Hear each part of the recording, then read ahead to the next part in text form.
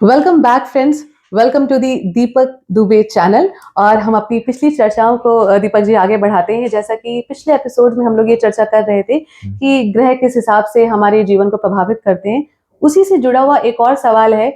ना सिर्फ दर्शकों का, हमारा भी आपसे एक प्रश्न है, क्या ज्योतिष में कोई उपाय होते हैं, और अगर वो उपाय होते हैं तो कितनी हद तक वो हमारी जीवन की समस्याओं को हल कर सकते हैं?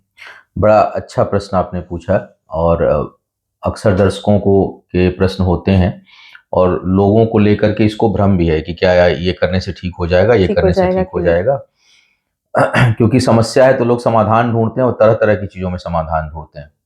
पहली बात बताऊं अपने दर्शकों को कि ज्योतिष शास्त्र के अंदर कोई रेमेडी नहीं है। ओके। ठीक है ना। जैसे यात्रा हमें करनी है, मान लीजिए मुहूर्त देखना है मुझे, जी। तो मुहूर्त में सिर्फ ये ज्योतिष बताता है कि भाई आपके इस दिशा में यात्रा करने के लिए कौन सा दिन ठीक है, आपके लिए वो कौन सा समय ठीक होगा जब आप घर से निकलें, और आपकी कार्य सिद्धि होगी कि नहीं होगी। अब आप स्कूटर से जा रहे हैं कि कार से जा रहे हैं कि बस से जा रहे हैं कि पैदल जा रहे हैं, यहाँ ज्योतिष का कोई बहुत रोल है नहीं। वो ज्योतिष के अंदर नहीं आता। ठीक है ना। उसी कि रास्ते कौन से चूज करें, वो ज्योतिष के अंदर नहीं है। उसी तरह से उपचार ज्योतिष ये तो बताएगा कि आपके अंदर किस ऊर्जा की कमी है, कब तक कंट्रोल होगा या नहीं होगा, कब तक ये बदलने की संभावना है। क्योंकि कुछ चीजें ऐसी होती हैं जो स्थायी होती हैं, उसे बदला नहीं जा सकता। अच्छा। जैसे हमारी प्रवृत्ति, हमारी प्रकृति और हमारी प्रवृत्ति, हमारी हाइट ही जैसे मान लीजिए ले, अब ज्योतिष में कोई भी उपाय करेंगे थोड़ी बदलेगा, हमारा रंग थोड़ी बदलेगा। जी। तो कुंडली में भी दो तरह की स्थिति होती है। एक, जब आप जन्म लेती हैं उस समय ग्रहों की क्या स्थिति है, वो आपके जीवन के प्रकृति, प्रवृत्ति, सोच, जीवन, मृत्यु, स्वास्थ्य, मोटा मोटी किस तरह का वो डिफाइन करेगा।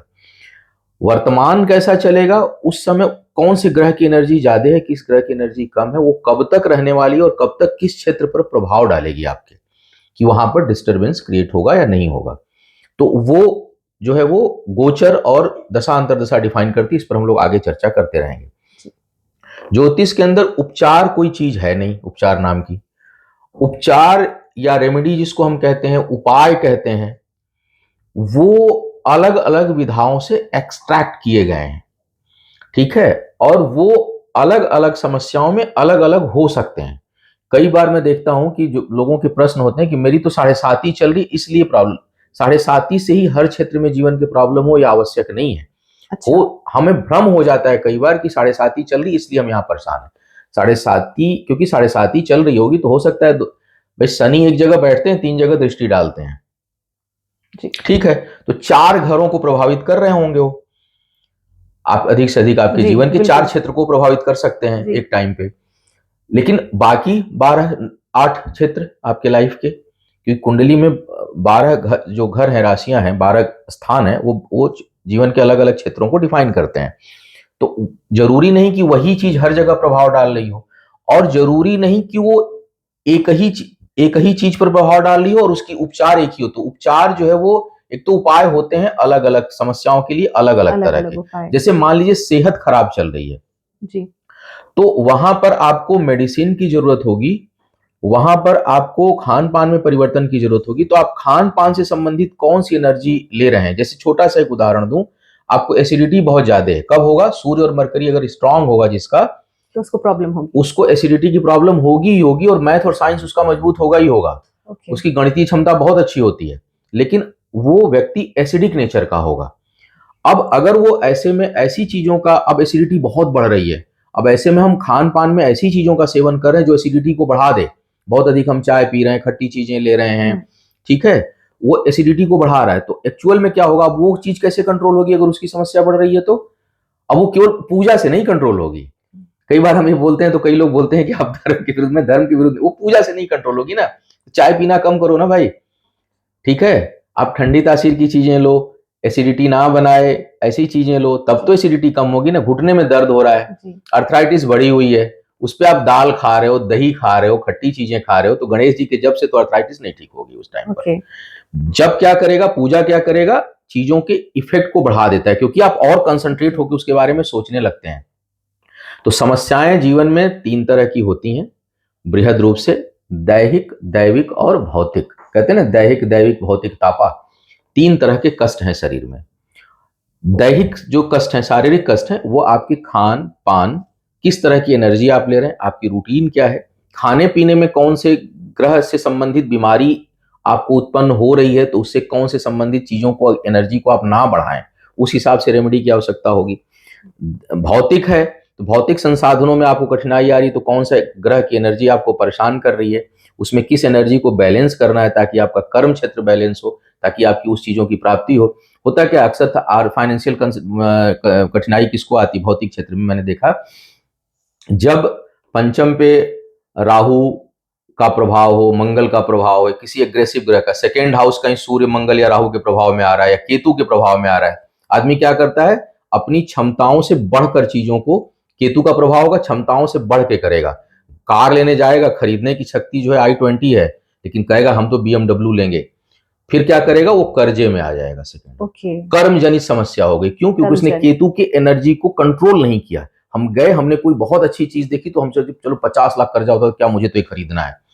तो आपने, अब गणेश जी क्या करेंगे, तो गणेश जी का जब अगर आप पहले करते रहते तो आपका मन शांत होता, तो जो आपके अंदर लिमिट से बढ़कर काम करने की क्षमता है, वो एनर्जी है, वो कंट्रोल होती, तो आप कंट्रोल्ड काम करते। आपको पता है कि 10 लाख रुपए मेरे पास है, तो आप 8 लाख की चीज खरीदते, तो आप कर्जे में आएंगे ही नहीं। तो केतु की एनर्जी को आपने कंट्रोल किया। तो दीपक जी, हम कह सकते हैं कि जो ज्योतिष के उपाय हैं वो क्योर से ज्यादा प्रिवेंशन की ओर हमें ले जाते हैं। ज्योतिष प्रिवेंशन में बहुत इफेक्टिव है।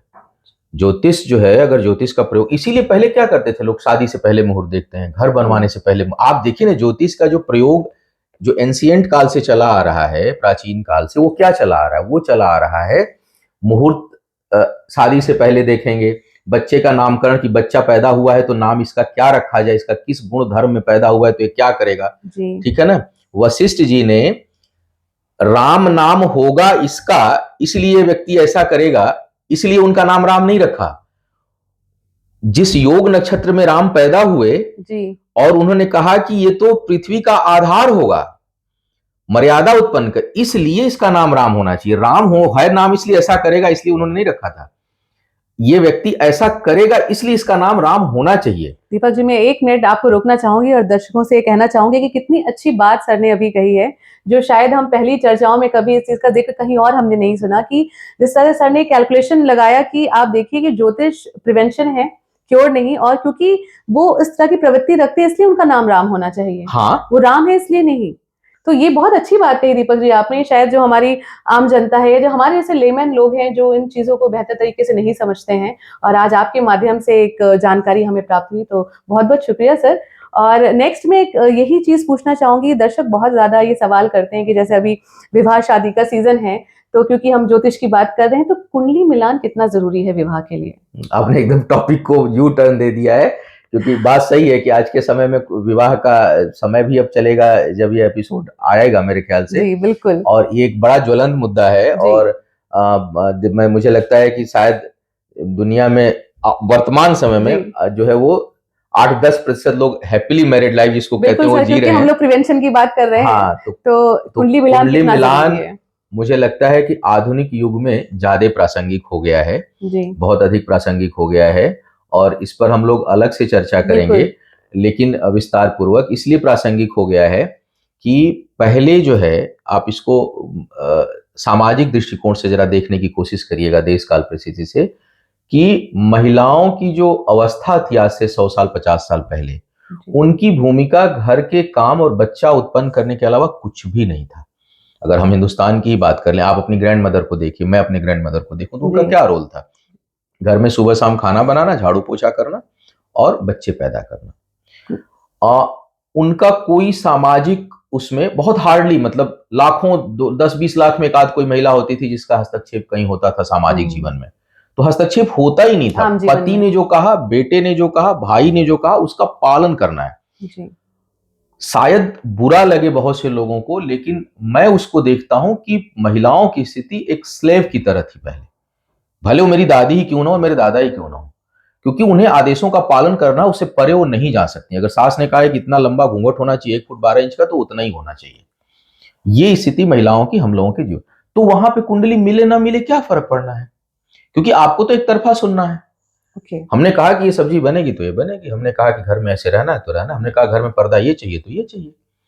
अब क्या हो रहा है, परिवर्तन समय के साथ क्या आ रहा है कि महिलाएं पढ़ी लिखी हो रही हैं, इक्वल भागीदारी हो रही है, उनकी भी इच्छाओं की पूर्ति होनी चाहिए। उनकी भी अब इच्छा है कि नहीं कर्टेन ये नहीं ये होना चाहिए, घर में कलर ये नहीं ये होना चाहिए, बच्चे की शादी में ये नहीं ये लगना चाहिए, मुझे ये नहीं ये पहनना है।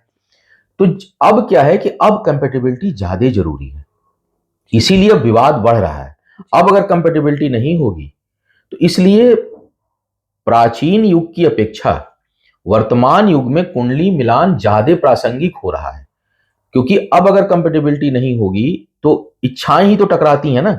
आपको चाय का पसंद है, मुझे कॉफी पसंद है, झगड़ा इसी। हम जब बात करते हैं कंसल्टेंसी में विवाह से संबंधित, तो पूछते हैं मुद्दे क्या है, तो पता चलता है वो कह रहे हैं सास यहाँ आएगी, वो नहीं आएगी, मतभेद हमको यहाँ जाना है, वो करें यहाँ जाना, विचारों का मतभेद, विचारों में टकराहट, इच्छाओं में टकराहट, विचारों से ज्यादा इच्छाओं में टकराहट। मुझे ये करना है, वो करें ये नहीं करना, तुम्हें ये करना, और इच्छाओं का प्रत्यारोपण एक दूसरे के ऊपर कि हम जो चाह रहे हैं वो होगा, वो करें हम जो चाह रहे हैं वो होगा। चलिए इस पे तो एक हम लोग विस्तृत चर्चा करेंगे, विस्तृत चर्चा होगा। इस पर अपनी बात को कंक्लूड कर दूं कि कुंडली मिलान बहुत आवश्यक अब हो चुका है और यह बहुत प्रासंगिक है, क्योंकि विचार और एनर्जी एक दूसरे की कैसी मिल रही है उस पर आधारित विवाह होता है, एक दूसरे की सोच एक साथ दिशा में जाने के, और दोनों लोग अब प्रोफेशनल हैं, वर्किंग में हैं, दोनों के हस्तक्षेप घर में चलते हैं, इसलिए कुंडली मिलान बहुत आवश्यक है मेरी समझ से। तो आज के सेशन का सर एक क्लोजिंग क्वेश्चन हमारे दर्शक उन्होंने बहुत ही उम्मीदों के साथ भेजा था। क्या आपको लगता है ऐसा कि आज के आधुनिक समय में कुंडली या फिर ज्योतिष, इन सब की जो मान्यता है वो धीरे धीरे घट रही है, नई जनरेशन आ रही है, उसकी सोच समझ बहुत अलग है, लेकिन क्योंकि हम लोग ने पिछली चर्चाओं में ये जिक्र करा है कि ज्योतिष और ग्रह हमारे पर्सनालिटी को, जीवन को इफेक्ट करते हैं, लेकिन फिर भी आज के आधुनिक युग में हम क्या ये देख रहे हैं कि इसकी जो उपयोगिता है वो घट रही है? नहीं, उपयोगिता इसकी बढ़ रही है, इसकी बढ़ रही है, लोगों के अवेयरनेस बढ़ रहे हैं। और अब जो पढ़ा लिखा वर्ग है, देखिए एक टोना टोटका नींबू काटना वाला वर्ग अलग है जी, लेकिन जो एलीट वर्ग है, जो पढ़ा लिखा वर्ग है जी, वो अब इसको समझने लगा है और इसकी डिमांड अब बढ़ रही है। और हम लोग, हमारे से तो जितने लोग परामर्श लेते हैं वो हु इज हु टाइप के लोग हैं और वेल सेटल्ड हैं, विदेशों में बहुत अच्छे पढ़े लिखे लोग हैं, क्योंकि अब उनको ये लॉजिक समझ में आ रही है कि हाँ इस चीज का प्रयोग कैसे किया जा सकता है। ये भ्रम और भ्रांति नहीं है ना, एक्चुअली में ये रियलिटी है, और उसको टूल के रूप में सही तरीके से इस्तेमाल कौन करेगा। देखिए इस्तेमाल करने के लिए भी बुद्धि की जरूरत होती है कि हम किस चीज को कहाँ इस्तेमाल कर रहे हैं। तो इसलिए आज के डेट में ये घट नहीं रहा है, इसकी प्रासंगिकता बढ़ रही है, लोगों में जागरूकता बढ़ रही है, लोग इसके प्रयोग से अपनी चीजों को समझने में, ज्योतिष समझने में बड़ी मदद करता है, ठीक है ना। निकलने के तरीके तो सबके अपने अपने होंगे, लेकिन ज्योतिष जो है समस्याओं को समझने में और उसको बहुत हद तक नियंत्रित करने में, हम वेदर को चेंज नहीं कर सकते, लेकिन वेदर के हिसाब से व्यवहार को बदल सकते हैं, तो अपने आप में परिवर्तन करने में बहुत मददगार होता है, और लोग आजकल इसका बहुत अधिक प्रयोग कर रहे हैं, तो आजकल इसका प्रचलन बढ़ रहा है। Thank you so much Deepak ji. और सर ने बहुत अच्छी बात कही है कि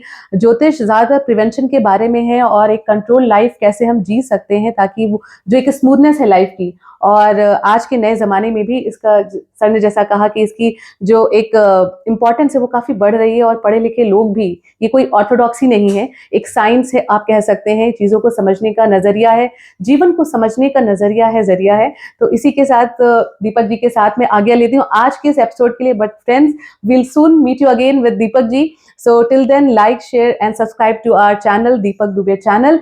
और आपके मन में जो भी सवाल है ज्योतिष को लेके, आपकी जिंदगी से लेके, या फिर ग्रहों को लेकर जो भी आपके सवाल हैं, हमारे कमेंट बॉक्स के जरिए हमसे जुड़ें और हम उन सवालों का समाधान लेकर जल्द मिलेंगे आप सभी से।